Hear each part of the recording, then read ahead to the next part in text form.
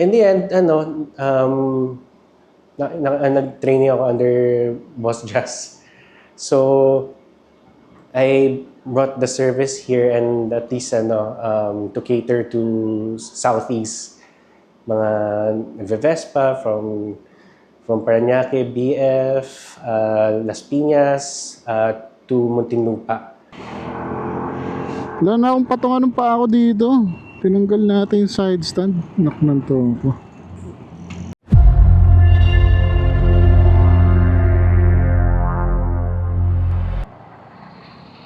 Tara, game! Friday afternoon. Sumisingit-singit tayo. T-minus. Ilang oras na lang ba? Para sa track day. Magaling eh. Last minute. Last minute prep. Sobrang last minute boy. So, kagaya ng sinabi ko, wala nga tayong naging time. Hindi natin nagawa ng time para makapag-prepare.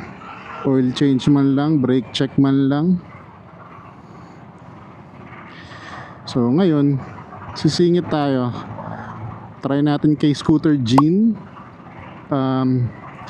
Bagong shop siya dito sa Las Piñas. Nakikita-kita ko na siya sa social media. So iti-testing natin.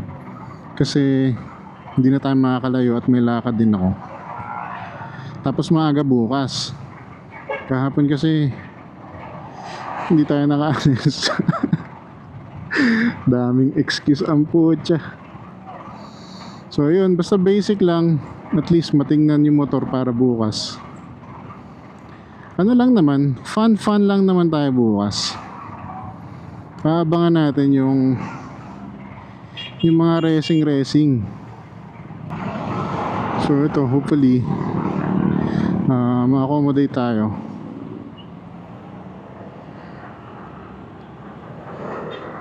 Para wala na tayong isipin. Sana hindi tayo ulanin. Sabi ng Pag-asa, gumanda naman na yung panahon kasi kahapon nag-uulan pa rin. So hopefully bukas, eto, ganito na yung panahon, maganda na. Kasi nawala naman na yung bagyo. Although may naantay na marami nakitang low pressure. Pero ayun, hoping for a perfect weather. Alright, dito yun. Dito yung Scooter Jean sa tapat ng SM South Mall. Hindi ko lang alam kung anong tawag sa village or subdivision na to. Papasok ka lang daw dito. Tapos hanapin mo na. Tingnan natin kung saan. May tablaw pala dito. Urbanville. Ayan. Mag-waze na tayo. Aray ko.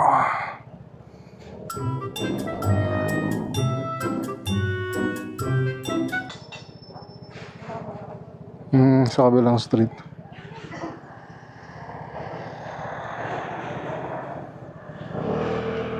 Okay, sa kabilang street. Ito. Scooter Jean. Sana may tao.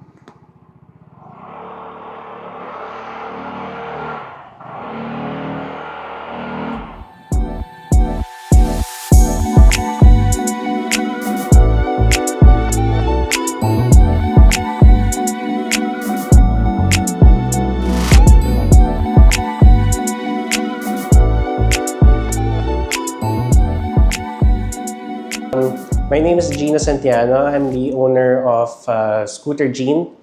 Also, I'm the current president of Vespa Club Las Piñas.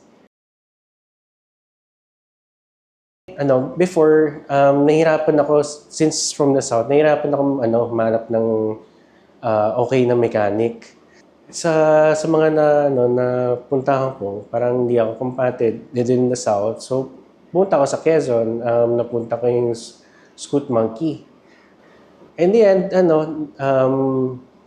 nag-training ako under Boss Jazz.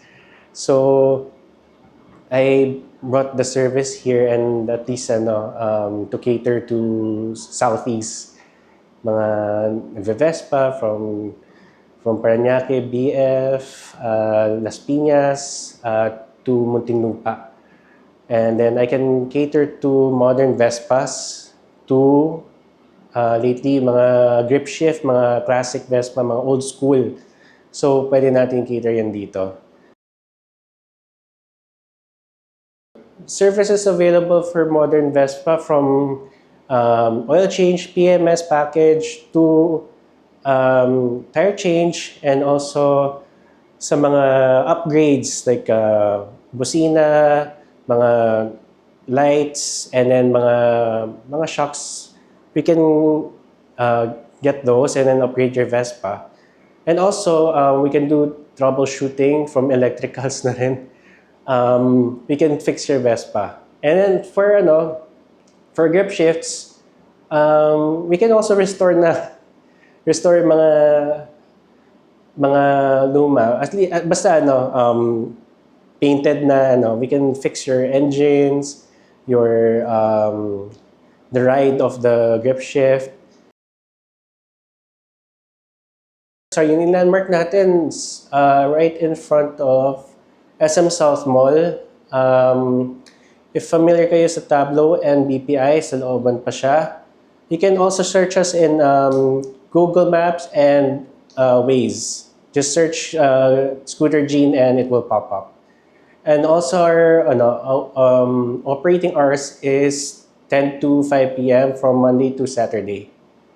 So hi, if you're in the area in Las Piñas or wherever, just come down here in Scooter Gene, and we'll cater to your scooter needs, and we'll baby your baby.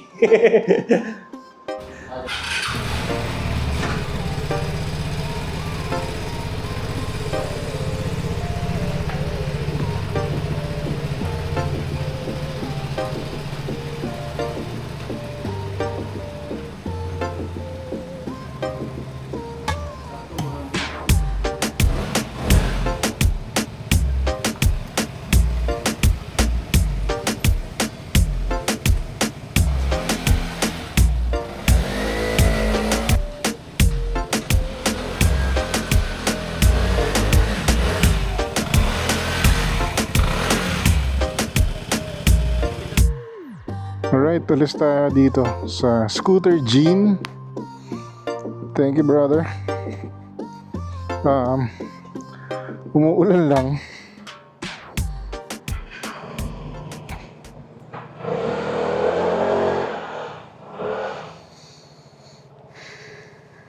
Umuulan, sugod tayo. No choice. Medyo kanina pa kasi tayo naghihintay.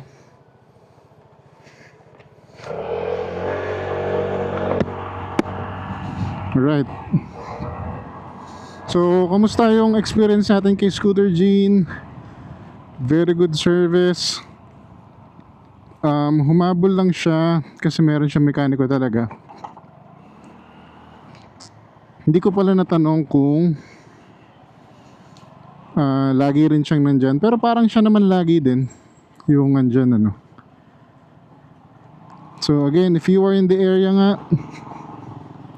for good quality service then come visit Scooter Gene. Lubak. So ito lang yan. Paglabas nito, yan, SM South Mall na yan. Ganun lang siya.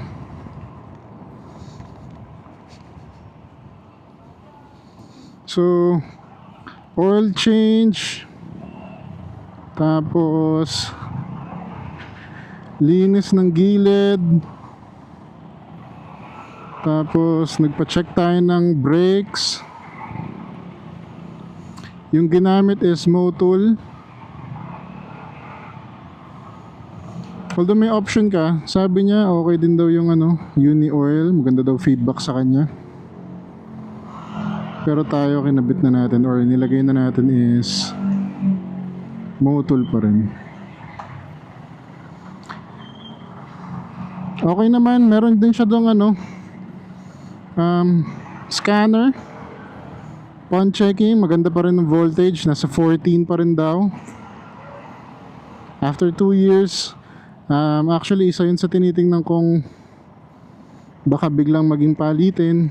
Pero yun, good thing naman na nabanggit niya is maganda pa naman yung reading ng baterya.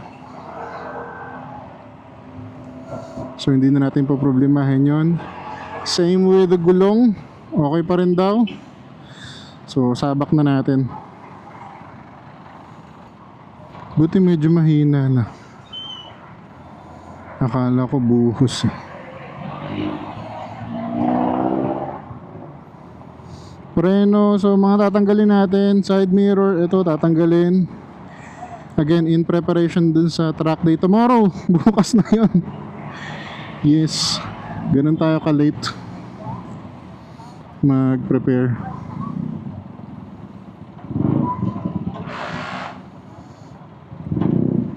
Ang dami. Ang bus.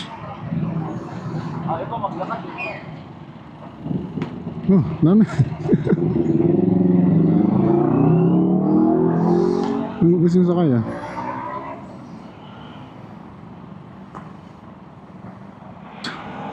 So that's the fifth installment ba? Tama ba? Ng ating Vespa Shop series. Again, maraming salamat brother. Sakto kasi dumating siya eh. Kaya sabi ko, feature na natin. Mabait, mabusisi sila doon sa trabaho. So, maganda. Isang magandang trait ng shop, di ba? Na mabusisi. Kung ikaw mabusisi ka na, maganda is mas mabusisi yung mga mekaniko sa shop. So, good job, Scooter Gene. So, siguro yun lang muna.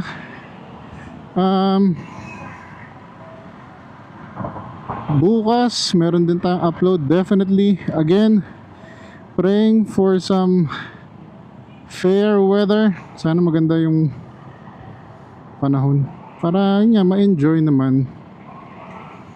And sana safe ang lahat. Yung pin lock ko, hindi ko pa pala natatanggal.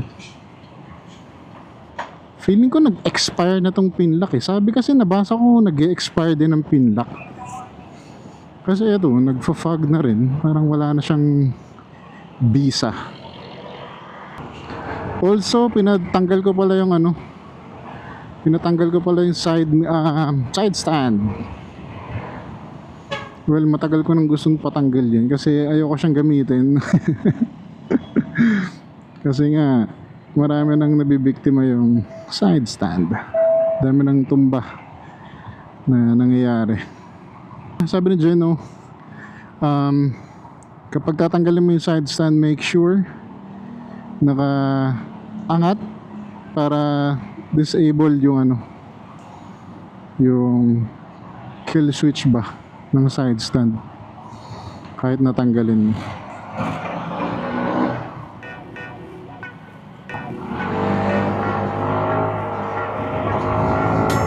So yun lang, maraming salamat again. Subscribe ka na brother, baka hindi ka pa nakasubscribe dyan. Libre lang yan, sabi nga ni BSR. Until the next one, babush!